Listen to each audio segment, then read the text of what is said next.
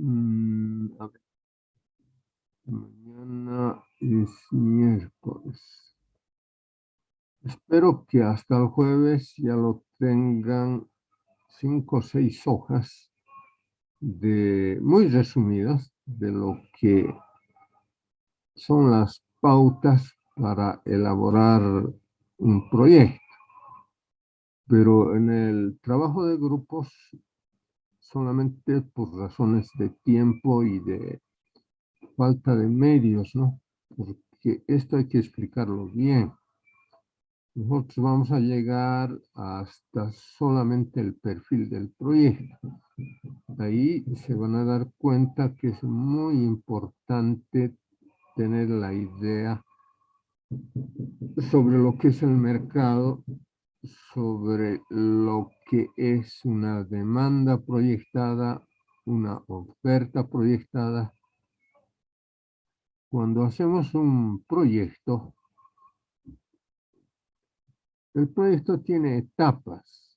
La primera etapa es un estudio de su nombre lo dice, prefactibilidad. Y es un poco más, nos vamos a quedar, yo diría, en la idea del proyecto. Después de la idea del proyecto viene el estudio de prefactibilidad. Y luego del estudio de prefactibilidad, si los indicadores son elocuentes, son positivos, se avanza hasta un estudio de factibilidad, ¿no? Ahora, obviamente, el, el que invierte tiene que tener claro que su inversión tiene que recuperarse. Pero obviamente que hay proyectos sociales, ¿no? En un proyecto social es muy difícil encontrar la tasa actual de retorno o la tasa interna, ¿no? O el valor actual neto, por ejemplo. Y esto ya no descarto que, como es solamente un perfil, algún grupo pueda hacer un proyecto social, digamos. ¿Mm? Un proyecto sale de una necesidad. Cuando hablamos de un proyecto económico, hablamos de una necesidad social. Generalmente, quien invierte en proyectos sociales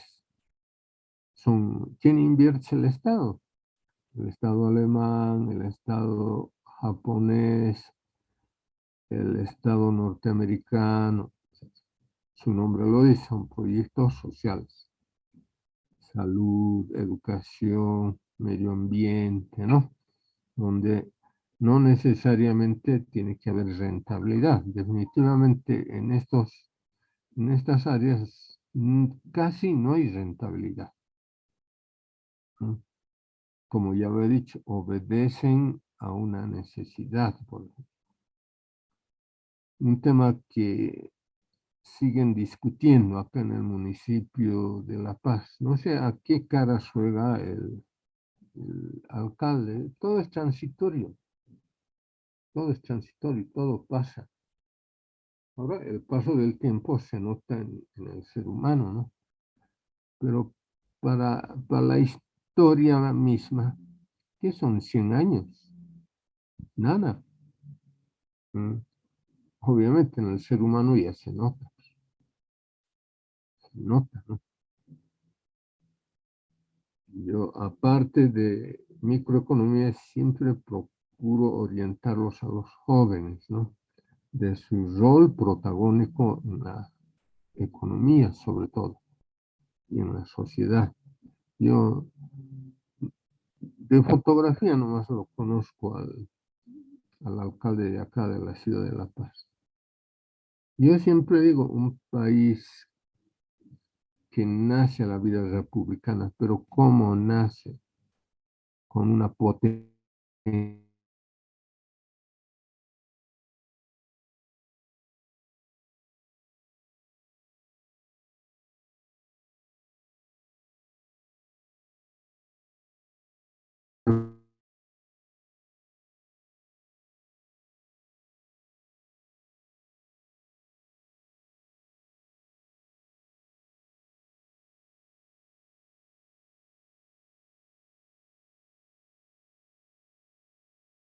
criollitos de todo color, los que han priorizado sus bolsillos, ¿no? A costa del Estado, como ahora, ¿no? Lo venimos percibiendo, ¿no? Entonces necesitamos un capital humano que sepa razonar y que sepa dar respuestas, ¿no? A la sociedad y a la economía, pues. Hemos venido a lo, ¿cómo pasan los meses? Yo les digo, yo ya estoy preocupado, que tenemos que procurar acabar bien la materia. Pese a las clases virtuales, ya sabemos que no es lo ideal, ¿no? ¿Será que yo me acostumbro a la pizarra, ¿no? A la aula. ¿Mm? Pero es mundial la crisis. ¿Mm? En todas las latitudes donde se han dado las clases virtuales, los docentes se quejan de las limitaciones que hay, ¿no? Si hablaríamos de la educación, tendríamos que invertir mucho tiempo. Pero es bueno caracterizarlo y ubicar bien dónde está el cuello de botella, ¿no? Hemos hablado de la pandemia, los efectos mundiales que ha causado eso. Luego ha ido aflojando algo sin desaparecer la pandemia. No sabemos si va a desaparecer o va a convivir con nosotros. Luego viene esta maldita guerra, que las economías estaban exhaustas saliendo de la pandemia y viene la guerra. Y ha roto el equilibrio económico mundial, ¿no? Con todo lo que hemos venido explicando, sus causas, sus efectos. Bueno, los países más industrializados, obviamente, aguantan mejor, ¿no? Pero igual hemos comentado que, por ejemplo, la leche en Inglaterra cuesta 4 veces más, el aceite de girasol 5 veces más. Bueno, no todos en Europa o en Estados Unidos son Rockefeller, ¿no? Siempre hay limitaciones. Bueno, pero allá son industrializados. Eso no quiere decir que están rebalsando de recursos económicos. Tampoco es así, que les ha generado inflación, ¿no? Estamos con ese problema en América Latina. Hemos visto Haití, ¿cómo está Haití? Haití es el país más pobre de América Latina. Tengo que decirles la verdad, no puedo yo ocultar. Detrás de Haití está Bolivia. Por eso se gasta en función del ingreso. Un país tiene que tener una disciplina fiscal. Es larga, pero no muy larga la explicación que hay que darle al caso boliviano a partir de la bonanza del 2008-2014. Por los altos precios de las materias primas exportábamos gas. Y en ese momento había gas, es un recurso no renovable, y eso permitió que genere un ahorro de 15.000 millones de dólares. Pero el 2014 son los ciclos económicos, se desploman los precios. Y al desplomarse ya Bolivia y otros productores y exportadores de materias primas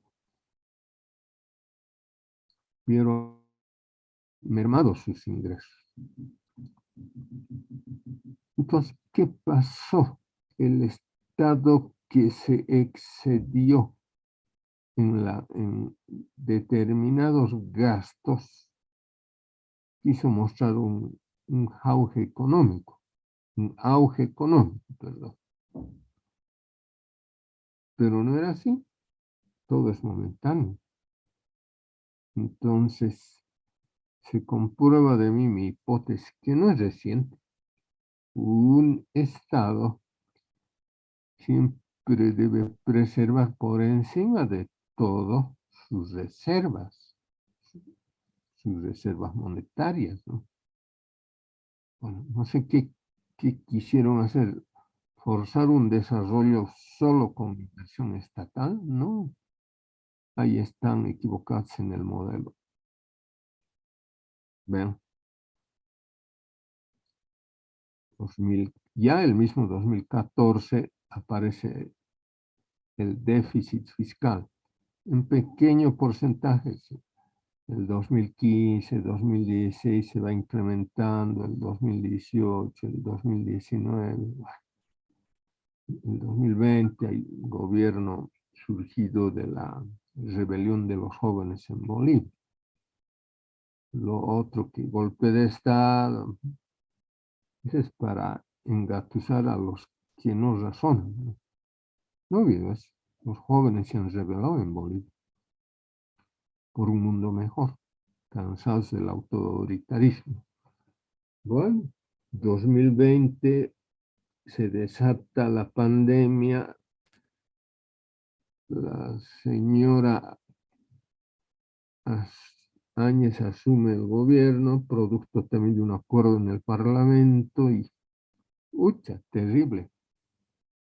A nivel mundial no había vacunas, la medicina estaba muy limitada, una verdadera pesadilla ha vivido la población mundial y obviamente los países como Bolivia, ¿no?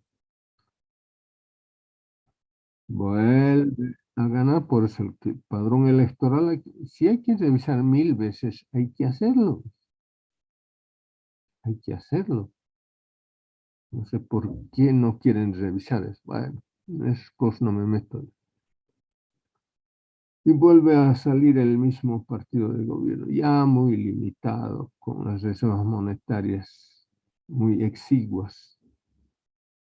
Y replantea un modelo donde hay demasiada participación del Estado.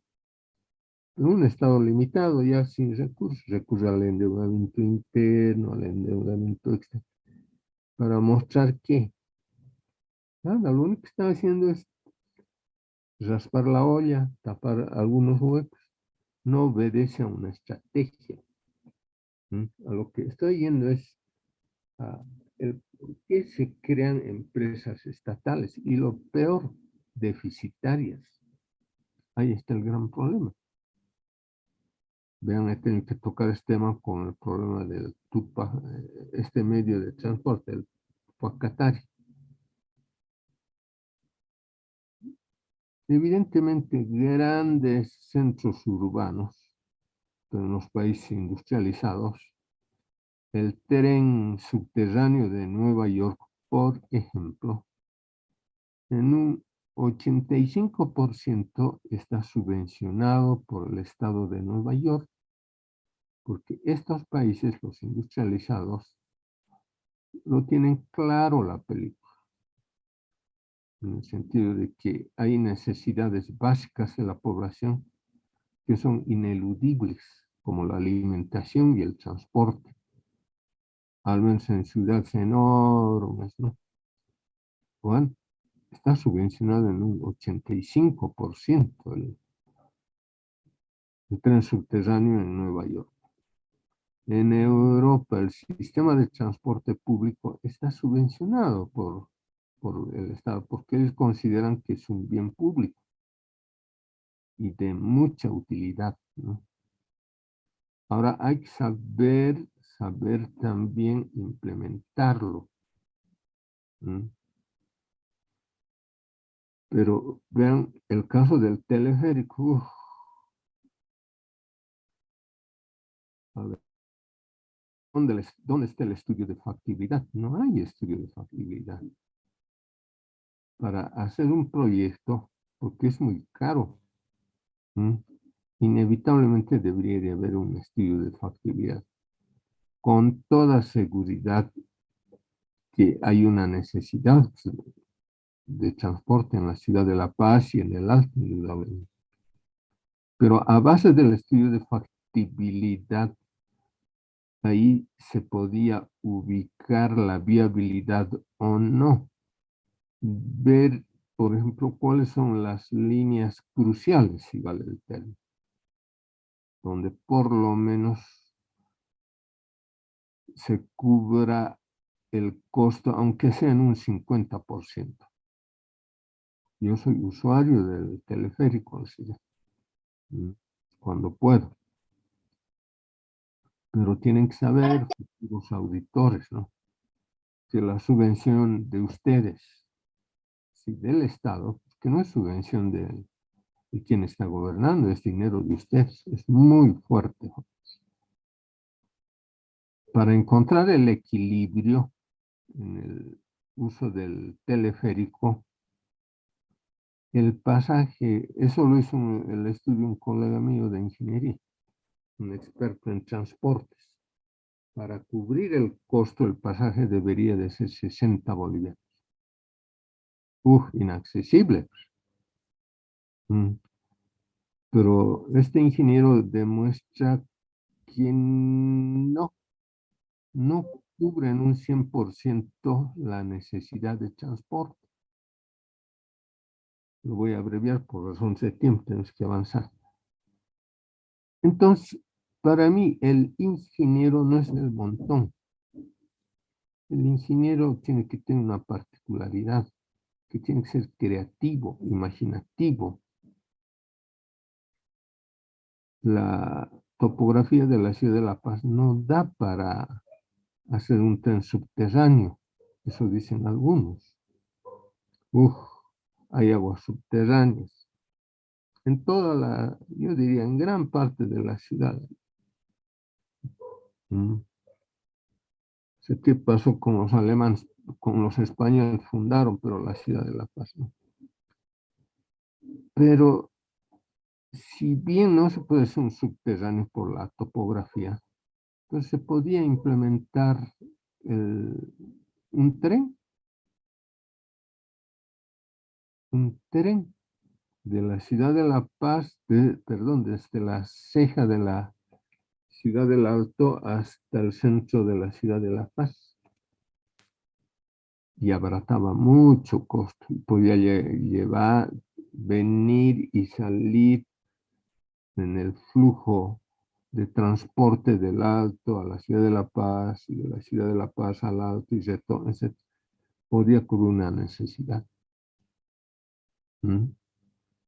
Bueno,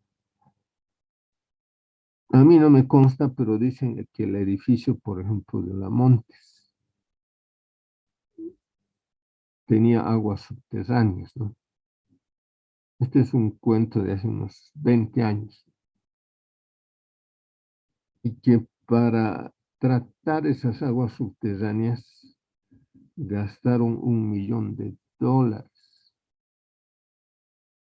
en su momento, pero creo que les he comentado en su momento, simplemente como un docente que trabajó en un organismo en ese periodo, y ahí me enteré que había un edificio en el centro de la ciudad que querían, y lo vendieron seguramente, no en su costo total, sino estaba a la venta en menos de $500.000. Me enteré eso porque el que me pasó el dato era un buen técnico. Y salí de mi actividad laboral y tomé un taxi y me fui al monobloc, donde un decano que era honesto, el caballerito este. Me entré y le comenté. Estaban ya pensando iniciar obras en la monte. Y le dije muy rápidamente que cuánto costaba toda la inversión que se iba a efectuar en la monte. Pasa los 3 millones. Me dijo. Mira, a la venta hay un edificio acabado en el centro y con menos de la mitad de la inversión de la Montes, hay que comprar podrían comprar el edificio y solucionaría el problema. Qué buena noticia, me dijo. Eso lo voy a transmitir al consejo universitario y luego yo retorno. Pero nunca lo detuvieron las obras, siguieron adelante, eran inicialmente 3 torres, luego acabó siendo no sé si es una torre nada más, por razones económicas, ¿no? Por eso les digo, estoy dando estos ejemplos para que me entiendan lo que les va a llegar, no creo tarde. Mañana sí va a llegar a la señorita que hace el enlace y ella va a viralizarlo a ustedes, ¿no? Lo he abreviado porque es bastante extenso para que tengan una idea. ¿Mm? No es obligatorio, les digo, no es obligatorio. Las cosas obligadas para mí no funcionan. Es parte de un trabajo por grupos. Ahora lo ideal hubiese sido hacerlo en aula, ¿no? Pero intentaremos llegar por lo menos a la idea del proyecto, a la idea, a una simple idea. Algún día, cuando ya sean profesionales, seguramente en alguna área van a ser, aunque bueno, ustedes van a ser auditores, ¿no? Pero por lo menos tienen que tener idea, pero estoy tranquilo porque en cuarto año tienen una materia que dice preparación y evaluación de proyectos. El auditor tiene que conocer, pero yo esto sé que va a haber errores y aciertos por falta de tiempo, una serie de cosas, de información sobre todo. Pero por lo menos yo intento con este trabajo que tenga una idea de cómo formular. Si bien ustedes no van a ser expertos, pero nadie es profeta en su área, ¿no? Algún día alguno de ustedes puede dedicar a este rubro, que es muy interesante. Pero con toda seguridad, cuando sean auditores ya profesionales, van a hacer auditorías. Van a hacer auditorías a proyectos. Importante, importante. Y ahí tienen que saber, tienen que tener una idea.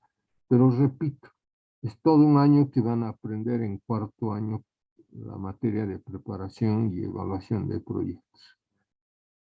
Antes, cuando tenía un poco más de tiempo, yo daba esa materia.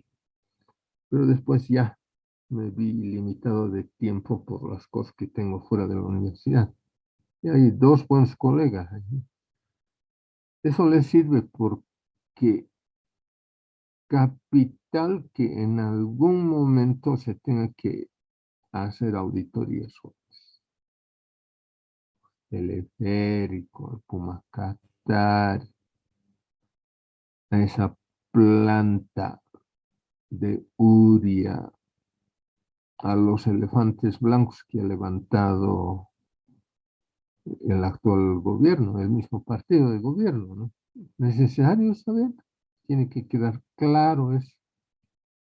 Seguramente se van a tocar intereses privados para algunos que no les conviene que haya auditorías por los sobreprecios. Ay, eso algún día tendrá que acabar. Pero es necesario.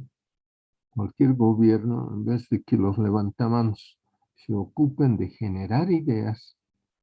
Pero bueno, en el siglo XVIII, Adam Smith, no es que yo sea un fanático de Adam Smith. Él, en su texto, La riqueza de las naciones, él era, ustedes saben, de origen y nacimiento inglés, ¿no?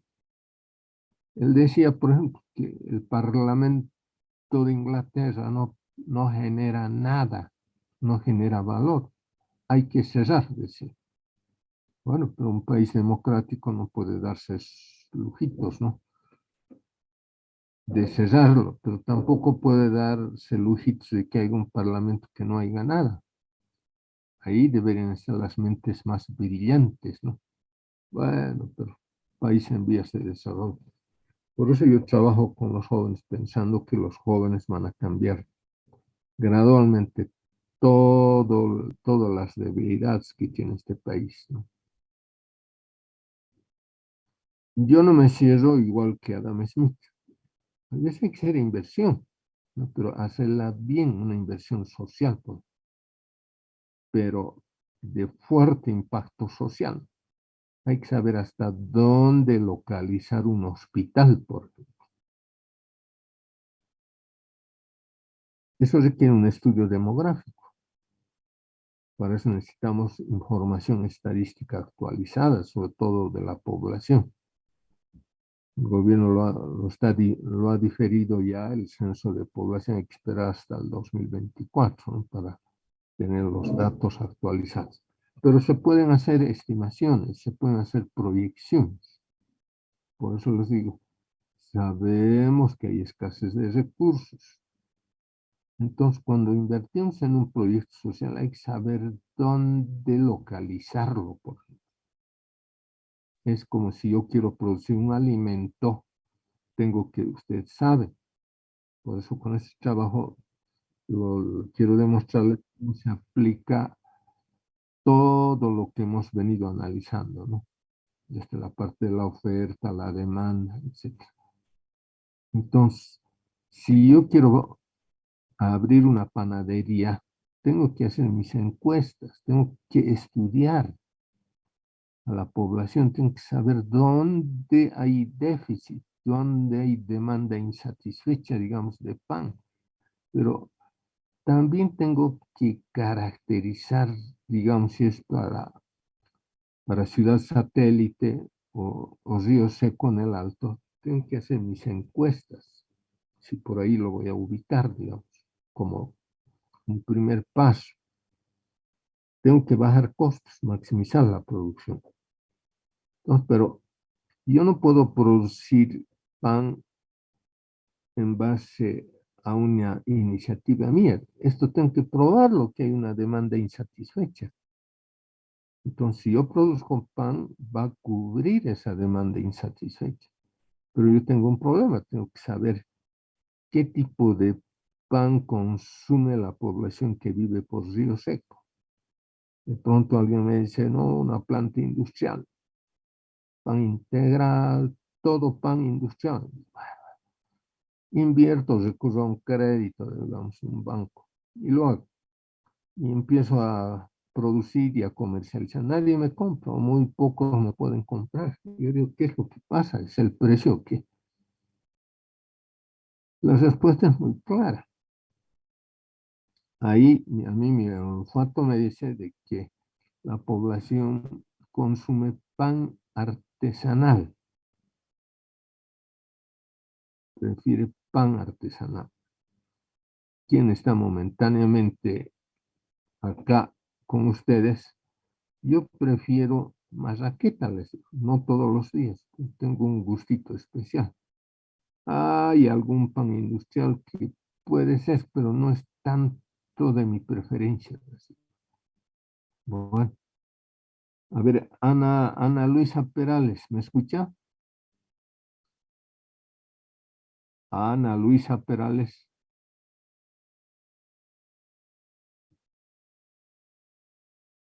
va, está conectada. A ver, el amigo Aranzáez, enseguida hablamos de los exámenes. Aranzáez está, Aranzáez, el hombre de las criptomonedas, debe estar haciendo transacciones. Está Velázquez, tendría que estar Velázquez. Presente, licenciado. Uy, a ver, no me equivoco. A ver, el amigo Velázquez, ¿qué tipo de pan usted prefiere, digamos? Eh, co- ¿Artesanal o industrial? ¿El tipo de pan de qué? ¿Qué tipo de pan consume usted, digamos? ¿Pan artesanal o pan industrial? Pan artesanal, licenciado. Ya ve, claro, ahí está la preferencia. Ahí está la preferencia. ¿Mm? Entonces, yo solamente estoy comentando lo que voy a explicarlo cuando ya lo tengan en mano. El resumen que he hecho de los pasos para iniciar un proyecto. ¿Mm? Pero vamos a llegar, he dicho, hasta solamente el perfil. El tiempo no nos va a alcanzar para llegar a un estudio de prefactibilidad y factibilidad. Entonces, para concluir esta parte, si yo quiero abrir, he encontrado que hay una demanda insatisfecha. Estoy suponiendo, digamos, ¿no? De que hay una demanda insatisfecha, digamos, en ciudad satélite o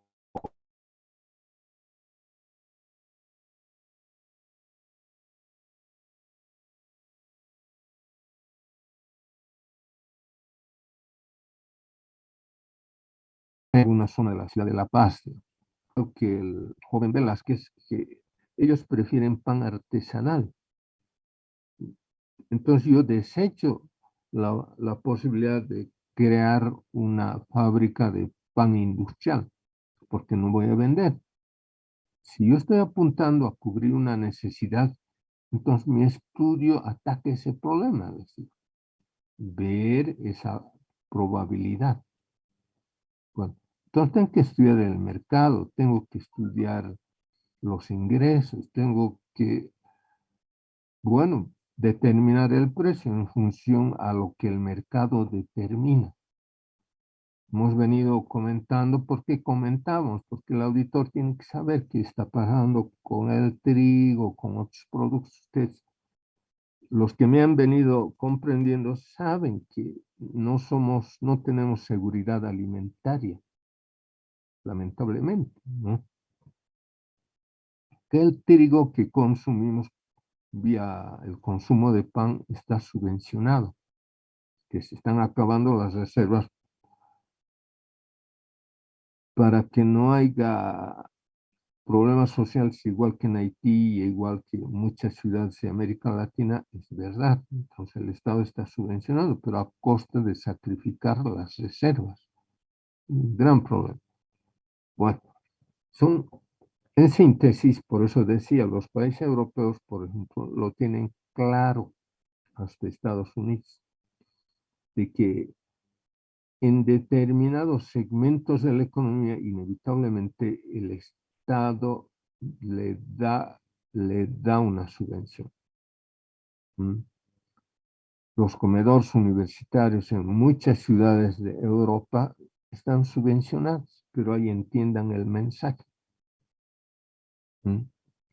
Lo hace el Estado de Austria, por ejemplo, porque sabe que está formando capital humano y tiene que a los estudiantes de alguna manera darles, si vale la expresión, una ayuda. Los comedores universitarios están cuasi subvencionados, pero en algunos países hacen el estudio social, ¿no? Para ver si ese joven o esa señorita merece recibir una beca, ¿no? No es cuestión tampoco de abrir el cheque y dar a todos, no, no. Pero bueno, en otros países lo hacen y en otros no. Un amigo mío que estuvo 14, 15 años en Austria, bueno, se dedicó doctor en matemáticas, que no lo ejerce al momento. En algún momento ejerció, pero su verdadera vocación había sido el turismo. Dejó de, cuando regresó a La Paz, regresó a Bolivia, estuvo enseñando matemáticas. Pero después me sorprendió y me dijo, mira, te agradezco, me apoyaste, pero ahora quiero hacer lo que más me gusta, que es turismo. Pero 14 han estado en la Universidad de Viena. No, sí, me gustó como estudiantes. Ahora quiero disfrutar por el tiempo de vida que voy a tener. El turismo. Está enganchado a algunas empresas turísticas, ¿no? Y él me decía, bueno, Austria está en Europa. Él decía en el almuerzo, bueno, subvencionado en gran parte. En la noche yo volvía a las 6 de la tarde porque vivía muy cerca, me dice, del comedor universitario.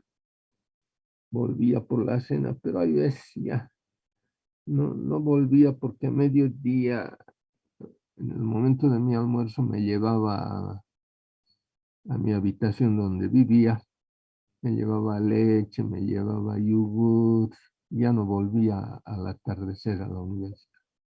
Bueno, y el precio, alguna vez me dicho, no, pues, precio de gallina muerta, me dijo. Pagábamos, pero era un precio simbólico. Bueno, entonces, comprenda, concretamente el tiempo se me está yendo. Está bien el teleférico, pero la subvención es muy fuerte, jóvenes. pero no ha cubierto pues una necesidad total, no ha solucionado el problema del transporte. El Puma Qatari, lo que le falta es un reordenamiento nada más. Que está subvencionado, ¿no? Y todo el mismo sistema de transporte está subvencionado, pues. Los minibuses que utilizamos para nuestro desplazamiento también están subvencionados con la gasolina. Eso no entienden algunos periodistas, ¿no? En gran parte está subvencionado, ¿no? Porque si aplicáramos precios reales, su efecto multiplicador haría que los días de gobierno del señor Arce acabarían, porque explotaría la población. Hasta eso hay que saberlo manejar. Lo básico, inevitablemente, pero no en un 100%. Así sea un 95% de subvención y un 5% también por responsabilidad. Los conductores de minibuses tendrían que pagar un precio simbólico, ¿no? Bueno, pero eso lo hace ya un país más ordenado, ¿no? Entonces, en síntesis, en este trabajo que van a hacer por grupos, lo tengo claro, jóvenes, lo tengo claro que el curso se ha achicado, se los he venido diciendo ya. No es que yo tenga la bola de cristal, sino yo trabajo con información. Siempre tengo mi informe estadística de los últimos años, cuántos empiezan, y por diversas razones hay una tasa de deserción. No vamos a entrar en detalles, por diversas razones. Entonces, otros dicen, no es mi carrera. Hasta un excelente profesional que ha estudiado, vean, 14 años en la Universidad de Viena, acabó su doctorado en matemáticas, tanta inversión de tiempo y sus impulsos mismos de él, vean, luego llega un momento en que dice, no, pero prefiero el turismo. Sucede, en la carrera y sucede eso, ¿no? Por diversas razones, esto hay que orientarse desde el pre-kinder, ver si fuese un país más ordenado, ¿no? A ver, Aarón Velázquez ya le van haciendo un seguimiento, ¿no? Este joven tiene una inclinación para esta ciencia. Pasa al ciclo primario, al secundario, se siguen. Si fuese un país más ordenado, ya más o menos nos daríamos cuenta cuál es su inclinación, cuál es su potencialidad. Entonces, cuando antes de que salga bachiller, le hacen un test para ratificar o no ratificar lo que se le ha hecho el seguimiento desde el pre-kinder. Bueno, son países ordenados, vean, ¿no? Acá no, lamentablemente no llegamos a ese grado de organización que debería de haber en la educación. Es que no entienden. Sabemos que un país de escasos recursos, pero hay veces eso se puede sopesar con algunas dificultades y tener, porque es clave, porque es capital humano. Y ese capital humano es potencial, jóvenes. Y si tenemos el acierto de haberlo orientado bien y de haberse confirmado esa proyección ya en sus estudios universitarios, y cuando ya se gradúe, ese joven ya es una potencia para el país. Importante. Ya, el tiempo se nos va. He tenido que hacer un breve análisis porque ya a más tardar mañana, bueno, que disfruten bien el 21 de septiembre al atardecer, ya lo van a tener en la mano.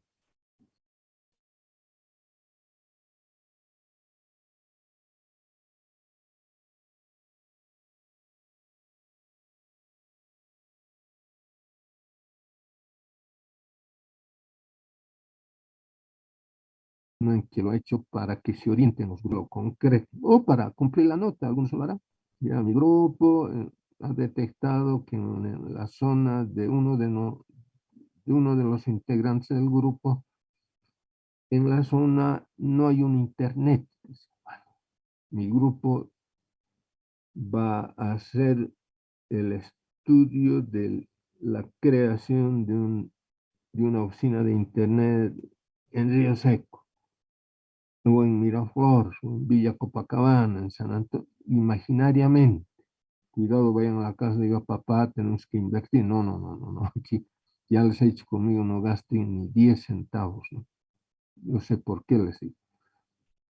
Algunos lo van a hacer con entusiasmo, otros por cumplir con la nota, lo tengo claro, pero por lo menos quiero que la idea quede, que todo debe ir por el camino correcto. Cuando queremos invertir en una carretera, esa carretera inevitablemente tiene que cubrir una necesidad. Yo quisiera ver el estudio, por ejemplo, de la doble vía La Paz-Oruro. Tiene que haber un estudio previo, doble vía, y ojo que es una vía de alto tráfico. Probablemente cubre una necesidad, ¿no? El aeropuerto de Chimoré, en el trópico de Cochabamba, 40 millones de dólares. ¿Para qué? Para cubrir las necesidades de 10.000 personas. No cubre, pues, no cubre una necesidad. Y un país como el nuestro no puede darse el lujo de hacer en vez de hacer una inversión, desinversión. Yo no quiero hacer alusiones a nada, pero toda inversión tiene que ser rentable, excepto las inversiones de tipo social. Las inversiones en un área social de un hospital, de un centro médico, sabemos que no tiene rentabilidad, pero la rentabilidad es social, por el impacto, ¿no? Muy importante. Lo del alto, pasaríamos horas analizando, que tiene muchos centros de salud, creo, ¿no? Pero vean, hay que ver el impacto. Eso nunca se va a acabar. Tiene que seguir habiendo, pero ya a base del impacto. El Hospital Obrero acá de la ciudad de La Paz, en la década del 50, cubrirá todas las necesidades de los afiliados.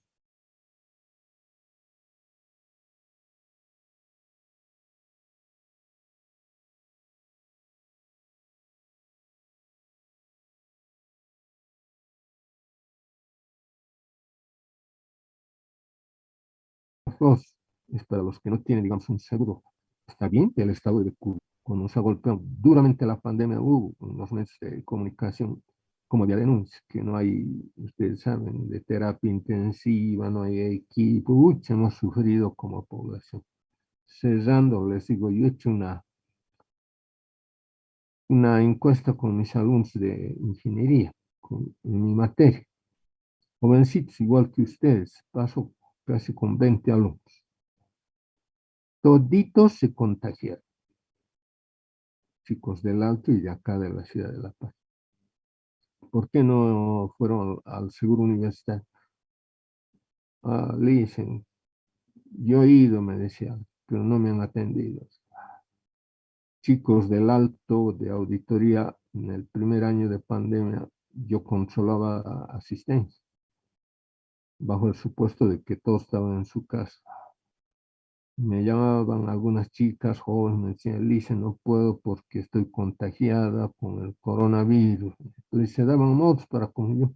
Lo primero que yo les decía, no, no, no, ahora dedícate a sanarte, olvídate que yo voy a llamar listo. Dios quiera que te mejores. Has ido al médico y cómo te estás curando. No, con puros productos naturales. Manzanilla y una serie de otras cosas. De los casi 20 jóvenes que actualmente son mis alumnos, ninguno fue a un centro de salud. Esa es una debilidad como Estado. Por eso yo digo, este pueblo es heroico, realmente heroico. En vez de hacer canchitas de fútbol, le han dilapidado las reservas. No de mí, si ustedes son jóvenes, ustedes. Es que falta mentes brillantes. Ahí está el problema. pero la curiosidad mata. A ver, Aaron no se contagió usted, ¿no? Aaron Vázquez, Sí, licenciado. en el peor momento del coronavirus, ¿tuvo algún síntoma usted? Sí, me dio, en esos momentos me dio como le dije, me dio la enfermedad y sí, tuve algunos de los síntomas. Uy, ¿y cómo se curó? No, mis papás que salían a comprar algún tipo de medicamento y nos daban. Ah, ya.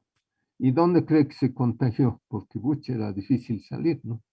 Creo que más, o sea, me contagió mi papá porque en esos momentos él salía en algunas ocasiones a su trabajo Mm, y como salía, volvía y yo creo que él fue el que nos contagió ya que a él primero le dieron los síntomas, pero para él no fueron muchos, ya que ya. se recuperó muy rápido. Pucha, ya ves. Es grave, todos hemos estado expuestos. A mí me dio el 2020, cuando no había vacunas, nada. Yo fui a comprar justamente pan a una tienda y la señora que es propietaria de la tienda justo me acercó y estaba estornudando. Me imagino que en ese momento es donde me contagié. Pero yo combiné, no fui al seguro universitario porque estaba con muchas debilidades el seguro universitario, con medicinas y productos naturales. Dije, bueno, me voy nomás, porque ir allá y en verdad los médicos no tenían experiencia del tratamiento, era novedoso esto. Dos jóvenes colegas murieron, jóvenes. Mm, Bueno, que Dios los haya acogido. Es así. Vean, el tema de salud es prioridad, mucha prioridad. Ya, el tiempo se nos está yendo. A ver, creo que ya han elaborado las listas de grupos. Lo debe tener la señorita enlace. Es posible que algunos integrantes de alguno de los grupos ya no estén asistiendo, ya no se conecten a clases. Ha habido una tasa ya no diremos de deserción, sino ha disminuido, digamos. Eso lo he verificado yo, porque yo calculo los exámenes a base de los jóvenes que dieron el primer examen. He tomado como base eso. Lo he fotocopiado y hemos dado el segundo examen y ha habido ya una disminución más o menos de un...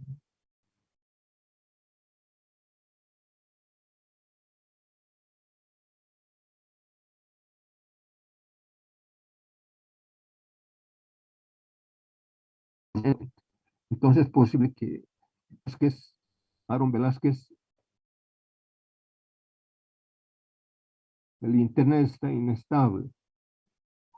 Y ahora sí, Aaron Velázquez tiene su grupo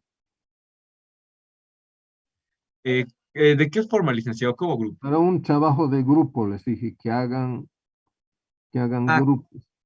claro que sí, ¿Han licenciado, tengo mi grupo. constituido? Ya. Claro que sí, licenciado. Ya, probablemente alguien de su grupo, probablemente que ya no esté asistiendo a clases virtuales, no solamente en mi materia, en otros. No van a rearmar, si alguien se fue nomás por diversas razones. Si quedan dos, sigue el grupo adelante. Esto es para todos ustedes jóvenes. El tiempo, vean, me conecto con ustedes y casi ya se ha ido una hora. A ver, lo más antes posible voy a devolverlo. Yo los reviso 2 veces. 2 veces reviso los exámenes. Estoy ya en la segunda parte. Ya más o menos tengo las notas, ¿no? Quiero anticiparme. Fila 1, fila 2. Este segundo examen valía 30 sobre 30. Fila 1 decía, la curva de la demanda tiene pendiente negativa, dice. ¿Por qué? Dos puntos aparte. Inciso A, desciende de izquierda a derecha. Primera opción. Inciso B, tiene una relación inversa entre precio y cantidad. Inciso C, a medida que aumenta el precio, la cantidad disminuye. Inciso D, a medida que disminuye el precio, la cantidad aumenta. Inciso D dice, todos. ¿Cuál era la respuesta? Todos, porque tiene todas esas particularidades, la curva de la demanda. Pregunta número 2. Dice lo siguiente: en un mercado en el que la demanda es decreciente y la oferta es creciente, si aumenta la demanda, dos puntos aparte, inciso A, se seguirá ofreciendo la misma cantidad a un precio mayor. Inciso B, dice, el precio aumentará. Inciso C, la curva de oferta se desplazará hacia la izquierda. Inciso D, disminuyen los costos totales. Dice, subraya la respuesta correcta, justifique su elección en base a un breve análisis microeconómico. ¿Cuál era la respuesta? El inciso B, el precio aumentará. Ya. 3. El equilibrio, dice, es un estado en el cual se equilibran todas las fuerzas internas o variables y no hay tendencia a cambiar, al menos en el corto plazo. En función de este concepto, señale 3 características del equilibrio. Pero acuérdense lo que yo les dije antes del segundo examen, que lean los resúmenes que yo he enviado. Ahí está todo. Y la verdad que estaba todo. Esta pregunta con el concepto de equilibrio, en la pregunta está la respuesta. Y superabundantemente hemos explicado. Una de ellas, en el punto de equilibrio, la cantidad de demanda de X es igual a la cantidad de oferta de X. La otra podría ser la cantidad de los compradores es igual a la cantidad ofertada. 3, el precio obtenido es de equilibrio. 4, el precio es producto de la interrelación entre la oferta y la demanda. Repito, en la misma pregunta estaba la respuesta. 4. En un mercado altamente subvencionado como el de nuestro país, ¿cuáles son los incentivos para el productor oferente de bienes y servicios? Señale 2 incentivos económicos. El productor joven no produce para perder, así tenga que vender pan, su objetivo es ganar. Hablemos de la manera más clara. Entonces alguien podría decir, 1, maximizar la producción, 2, minimizar los costos. Y una serie, yo solamente les he dicho, señale 2 objetivos económicos. A eso podemos agregar, tener influencia, que su producto tenga más demanda, regalo anticipado por el Día del Estudiante, este examen. Pregunta 5. Explique, signos de interrogación, ¿cuándo se considera que un mercado de bienes y servicios está en equilibrio? Esta pregunta es tan elemental que creo que no merece explicación. Cuando ambas fuerzas se ponen de acuerdo para establecer un precio y una cantidad de equilibrio.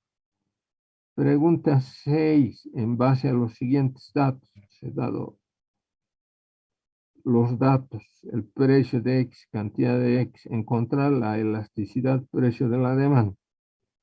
Inciso A, para el movimiento de B a D. Inciso B, para el movimiento de D a B, el retorno. Este ejercicio es idéntico, está en los apuntes. Los que no lo han resuelto por alguna razón no han visto el ejercicio ni en los apuntes. Bueno, pero les digo, hay buenas notas. Pero también hay algunos exámenes, pero ustedes saben que yo voy a devolver el primer examen y el segundo examen. Yo siempre devuelvo, Jorge. En el momento de espera, antes del examen final, lo voy a devolver el examen número 1, el examen número 2, ¿no? Es bueno que ustedes sepan, por ahí hay un error de dedo, yo siempre me abro Alguien dice, listen, usted se ha equivocado, ha habido un error aquí al sumar, pero por eso es que yo reviso 2 veces. Ya lo he acabado de revisar, ahora estoy revisando por segunda vez. Yo procuro ser meticuloso en eso. Fila número 2 dice, bueno, pregunta número 1. Si la oferta disminuye y la demanda disminuye, el efecto sobre el precio de equilibrio será 2 puntos aparte. Inciso A, constante. Inciso B, menor a 1. Inciso C, mayor a 1. Inciso D, ninguno. Dice, subraya la respuesta correcta, justifique su elección en base al análisis microeconómico. ¿Cuál era la respuesta? En la misma pregunta está la respuesta. Si la oferta disminuye y la demanda disminuye, el efecto sobre el precio de equilibrio será, inciso A. La respuesta es, inciso A, constante. Pregunta número 2.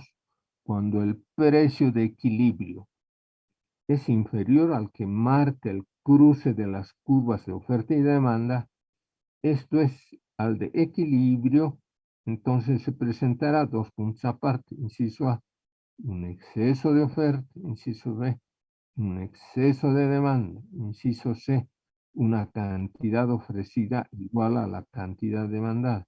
Inciso D, todas. ¿Cuál era la respuesta? Exceso de demanda. Porque en la pregunta dice, cuando el precio de equilibrio es inferior al que marca el cruce de las curvas de oferta y demanda. Es decir, que está incluso por debajo del precio de equilibrio. ¿Cuándo se da eso? Cuando hay un exceso de demanda. ¿Cuándo se produce un exceso de oferta? Cuando el precio es superior al punto de equilibrio. En este caso específico de la pregunta 2, la respuesta correcta es el inciso B, exceso de demanda.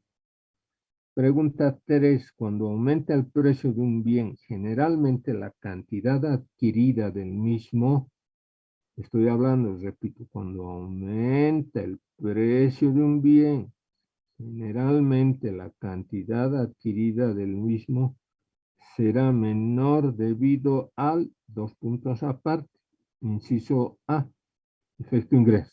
Inciso B, efecto sustitución. Inciso C, efecto precio. Inciso D, ninguno. Subraye la respuesta correcta. Justifique su elección en base al análisis microeconómico. ¿Cuál era la respuesta? El inciso C, el efecto precio. Pregunta número 4, fila número 2, señale 2 diferencias entre un mercado oligopolista y un mercado oligopsonista. Ustedes saben, las estructuras oligopólicas se manifiestan en los productores. Muchas veces acá en esta clase virtual les he dado el ejemplo, por ejemplo, de las empresas que ofertan y venden servicio de Internet. Tigo, Entel, Viva, etc. Access. Bueno, se refiere a eso. Son pocas, pero de gran influencia en el mercado. En otras palabras, son los oferentes representados en una estructura oligopólica. ¿Y qué es el oligopsonio? El oligopsonio representa a los consumidores. Hemos hablado de que ciudades de alta concentración poblacional pueden influir en el precio de un determinado bien.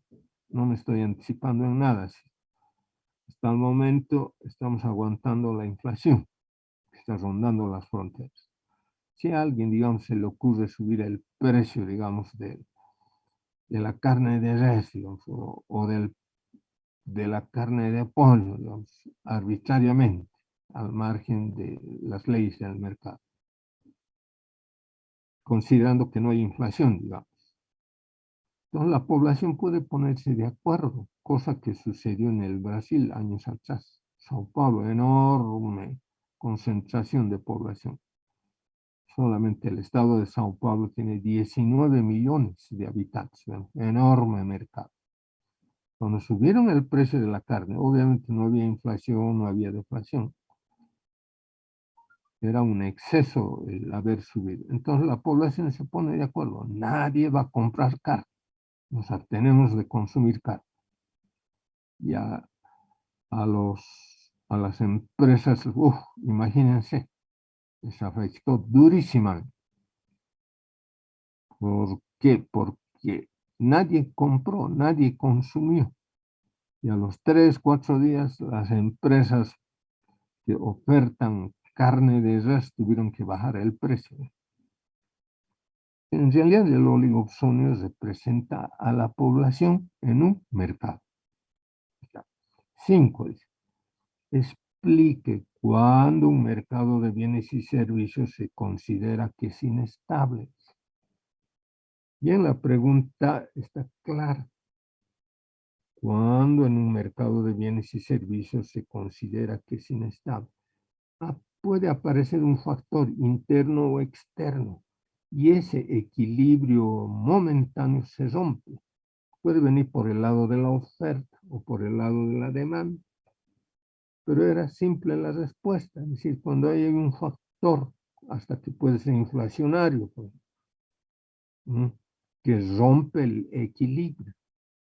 Y entonces el precio puede momentáneamente subirse a otro nivel, pero son las mismas fuerzas del mercado que pueden alterar o hacer que se retorne al punto de equilibrio. Cuando hablamos de un mercado inestable, quiere decir que ya los precios se van modificando. Empieza la inestabilidad. Una pregunta muy accesible. Finalmente, la pregunta 6 es la misma pregunta que era para la fila 1. Para encontrar la elasticidad precio de la demanda. Ya les dije, eso está en este inextenso, está este ejercicio en los apuntes.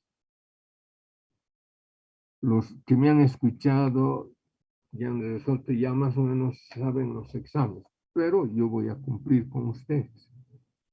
Si lo acabo, el jueves ya les voy a leer sus notas. Hay buenas notas, algunos ya han aprobado mi materia, les digo. Yo soy el primero en alegrar. No lo voy a ocultar, lo más antes posible se los voy a leer. Y antes del examen final voy a devolver el examen número 1 y el examen número 2. ¿Tiene alguien alguna consulta? Adelante. Aaron, ¿tiene alguna consulta? No, licenciado. Ya. A ver, otro joven. ¿Qué es del joven que se esté especializando en las criptomonedas? Tiene falta. Aranzais no se ha conectado. Debe estar en El Salvador. Gran parte de sus reservas monetarias, el presidente Bukele lo han transformado en criptomonedas. Y las criptomonedas se han ido a pique, jóvenes. Un problema muy serio para El Salvador. En esos temas monetarios no siempre hay que jugarse al todo o nada. En el caso de las criptomonedas, la recuperación no es inmediata, tarda, pero yo soy convencido que ese juego de las criptomonedas es muy complejo, es muy complejo. Obedece a toda una estructura horizontal y en parte vertical.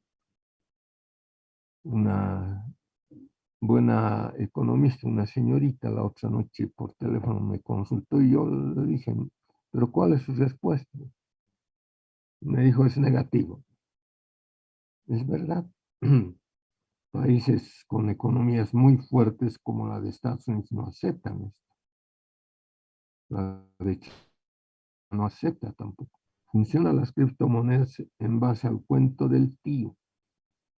Es decir, que yo lo convenza a alguien, algún amigo, de que yo le vendo criptomonedas y él me paga en efectivo.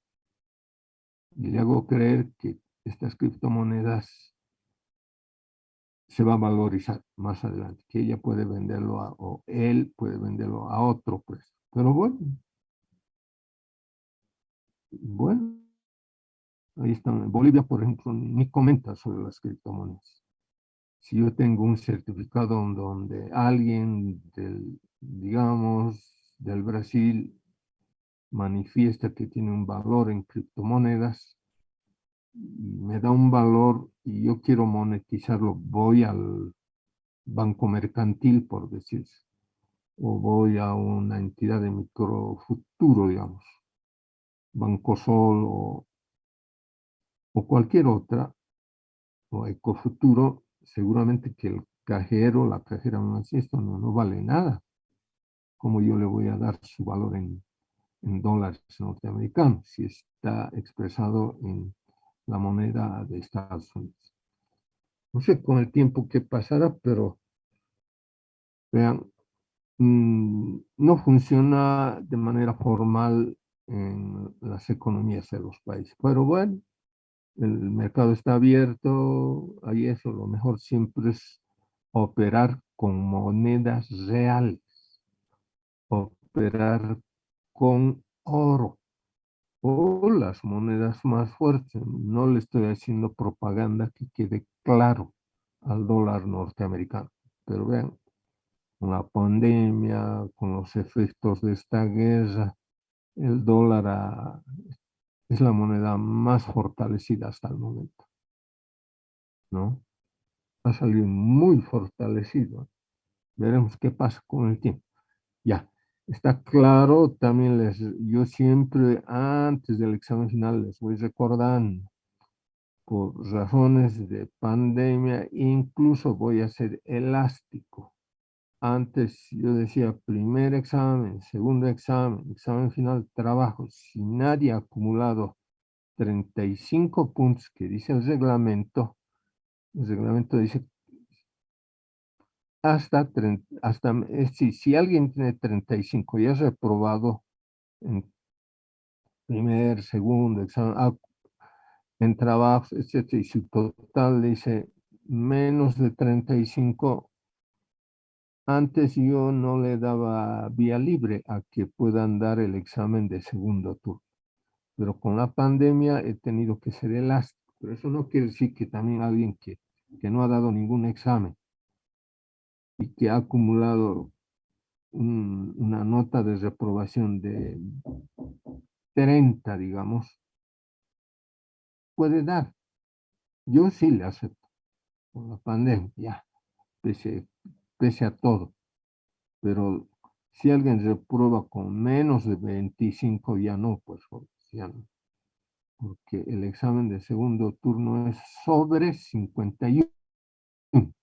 Digamos, hay 6 preguntas. A ver, hoy día le estamos molestando al amigo Velázquez. A ver, el joven Aarón, a ver, quiero su opinión. Si alguien en cualquier materia, no sé cómo estará dando, yo siempre me baso en el reglamento, ¿no? Mejor hablaremos nomás de mi materia. Si alguien va al segundo turno y el reglamento dice el segundo turno vale 51, digamos, hay 6 preguntas. De las 6 preguntas, alguien que ha dado el examen de segundo turno tiene 5 preguntas correctas y una incorrecta. ¿Ese joven aprobará o no aprobará, Aaron? A ver, ¿qué dice? Velázquez, Aaron. Sí, licenciado. Decía, para el examen de segundo turno, considerando que el reglamento dice el examen de segundo turno tiene una nota final porque se entra de 0 ahí. La nota final del examen recuperatorio, que algunos lo llaman, el examen de segundo turno, es sobre 51. De 6 preguntas, alguien ha respondido 5 y no ha respondido una sexta por diversas razones. ¿Cree usted que aprobará o reprobará? Yo creo que aprobaría, licenciado. Pero el reglamento dice 51. O sea, cada pregunta tiene su ponderación alrededor del 51. En otras palabras, tienen que aprobar, es decir, tienen que resolver de manera positiva las 6 preguntas. Si alguien se equivoca en una, ya no puede aprobar. Esa es la condición en el reglamento, jóvenes. Ay, no quisiera quererte, pero te quiero, dice una canción. No quisiera que nadie vaya al segundo turno de los alumnos que siguen hasta el día de hoy, pero lamentablemente he estado viendo notas. Va a haber alguna gente que va a dar el examen de segundo turno. Bueno, yo siempre abro esa posibilidad. En el primer mes estoy recordándoles que he dicho también que si alguien antes del examen de segundo turno no quisiera volver a repetirlo, pues, bueno, pero lo haré nomás. Yo había dicho que si a alguien le va mal en el primer examen, le ha ido mal por diversas razones en el segundo examen, y antes del examen final dice, bueno, señor o licenciado, etcétera, etcétera, me fue mal, quiero dar un examen para recuperar una o las 2 notas, pero tiene que demostrarme que sabe. El problema es que como son clases virtuales, yo necesitaría aula, ¿no? Para que sea muy transparente ese joven que quiera demostrar. Pero tengo que ver también su asistencia, el poco control que he hecho. Aparte, cuando ustedes se conectan por muestreo, yo voy viendo. Tengo un detalle que puede no ser perfecto. Sé cuántas veces Aaron ha faltado.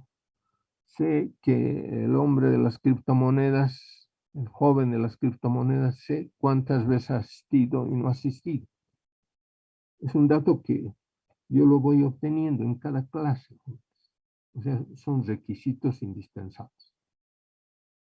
Lo he reiterado antes del segundo examen, ¿no? No es de manera colectiva, cada uno tiene que mostrar su predisposición. Pero lo más antes posible voy a leer la nota del segundo examen. Y voy a ver antes del examen final, un día está bajando la pandemia, en la cual no se perjudiquen ustedes, ni yo me perjudique, nos citamos y en media hora yo lo voy a tener todo ordenado. Voy a devolver bajo lista el primer examen y el segundo examen para que lo tengan ustedes. Esa es su prueba de ustedes. ¿Ya? Bueno, está creo que todo entendido. Mañana es, bueno, conmigo no pasan, pero la universidad iba a sacar, no sé si ya sacó lo que hacen cada año, ¿no? Les dan un asueto a los jóvenes el día de la primavera. El jueves, pero con ustedes de manera normal, retomamos el avance de materia. Tenemos que apretar el acelerador. Y unos minutos le voy a dedicar a explicar el material que ustedes van a leer para hacer solamente la idea de un proyecto. Que quede claro, la idea, no el estudio de prefactibilidad, pero la idea tiene que quedar claro. Alguien dirá, hay una necesidad en la ciudad de La Paz, digamos, ahí en la zona donde vivo, no hay un centro de salud. Puede soñar, puedo hacer un centro de salud privado. Hay centros de salud, les diré, así privados, zonales. Acá en la ciudad hay varios, en la avenida Bucha hay un grupo de jóvenes médicos que ellos han abierto. Ya obviamente han bajado los precios de consulta. Bueno. Alguien puede decir en mi zona o soñar un poco, ¿no? Decir, mi grupo en las vacaciones va a ir a sembrar flores. Vamos a producir flores y vamos a exportar a Estados Unidos. Bueno, tiene que tomar en cuenta. Ustedes tienen todo el derecho, cualquier ciudadano boliviano, según la ley, tiene todo el derecho de pedirle dotación de tierras al INSA, Sabemos el carnaval que hacen de las tierras en Santa Cruz. Lo han politizado, movimiento social, al margen. Pero la ley dice que cualquier ciudadano, de manera gratuita, el Estado, a usted, si alguien se interesa, puede pedir y tiene que adjuntar un proyecto que en 2 años tiene que darle utilidad a la tierra. El Estado le da una dotación de tierra. Alguien puede decir, voy a producir flores. Vamos a pedir dotación de tierras al INSS. Vamos a generar empleo. Yo conozco un amigo que era importador de computadoras, pero le estoy hablando. ¿Cuántos años tiene Aarón Velázquez? Aarón, Aquí, licenciado, ¿cuántos añitos tiene? yo tengo 18 años. Uh, para mí niño todavía, joven. Sí. Ya. Tengo un amigo que estudió en Estados Unidos, es de mi profesión, tiene un doctorado en economía y su esposa se van a estar discutiendo bastante de economía. Emprendedor, se dedicó a importar computadores antes de que la cigüeña lo traiga a Aaron y a todos ustedes, hombres. Le fue bien, pero luego cuando se saturó el mercado, y un día me llama, me dice, una vez tú me comentaste que el INRA hace dotación de tierras. A ver, dame datos, les ratifiqué. Y él ha ido a pedir dotación de tierras, adjuntando un proyecto, y le han dado tierras. Él actualmente es buen productor de flores en los Yungas. Ahora, él ha calculado cuando llega ya con esto, acabo la frase de día, la cosecha. Cuando ya cosecha flores, 3 veces al año cosecha flores. Él ya sabe a qué hora tiene que estar empaquetadas las flores para llegar al aeropuerto de la Ciudad del Alto, el aeropuerto del departamento de La Paz. En un vuelo que no sea más allá de las 12 de la noche. Lo envía, cosa que en Miami las flores lleguen en la noche o al amanecer. Ya tiene sus contactos. ¿Qué hace? Lo desaduanizan las flores y mañana ya las flores se venden en algunas tiendas, en algunos centros de distribución de flores en Miami. Vean. Muy interesante, muy interesante. Cuando puedo voy a ponerle flores a mi madre al cementerio jardín. Cuando puedo voy a ponerle flores a mi padre al cementerio general. Yo siempre soy inquieto. Pregunto, a ver, florcitas, ¿de dónde son? Son peruanas, les digo ahí. En el Alto hay mayor oferta. No, no, no. Me dice, señor, esto traemos de Cochabamba. Yo reviso las cifras de exportación. Hay exportación. Pero yo digo, en vez de coca y otras cosas, si hubiesen políticas del Estado, joven, los Yungas, jóvenes, puede ser una zona productora de flores, de cítricos, con semejante invierno que hay en Europa, jóvenes. ¿Cómo compran jugo de naranja, jugo de mandarina? A los alemanes les gusta productos naturales. Que consumen vitaminas, consumen. Ven, estas ideas son creativas, imaginativas. Acá la paramos. Felicidades a todos ustedes por el Día de la Juventud y sean siempre chicos buenos. Gracias, hasta el jueves. Hasta luego, Hasta licenciado. luego, licenciado. Hasta luego. Hasta luego, licenciado. Hasta luego. Hasta luego, licenciado. Hasta luego, hasta luego.